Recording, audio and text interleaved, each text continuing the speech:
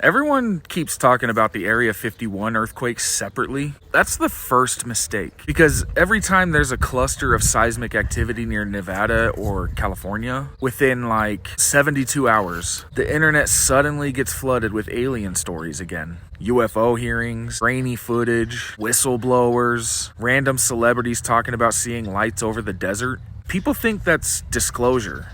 I don't think it is. I think it's rhythm. And once you notice the rhythm, you can't unsee it. Look at Area 51 on a map.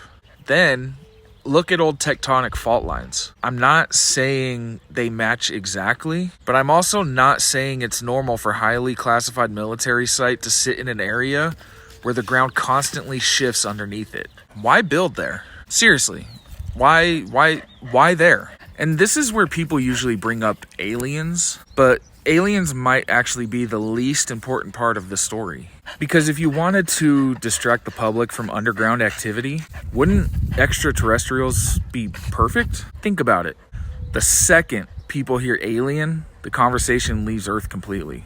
Nobody asks about vibrations anymore. Nobody asks about drilling or sound or why certain earthquakes happen at weird depths that experts keep calling unusual. And don't even get me started on the symbol stuff. The so-called Illuminati eye. Everybody assumes it represents surveillance. No. Eyes adjust to light. That's biology. What happens underground when you suddenly introduce light after long periods of darkness? The pupil contracts. Same shape, same triangle geometry. That's why so many logos started using sharp angles after the late 40s, right after the Roswell era. People think it's design trends, maybe, but trends don't usually synchronize globally unless something nudges them. Actually, wait, forget Roswell for a second. Why do earthquake reports always include depth first? Magnitude second?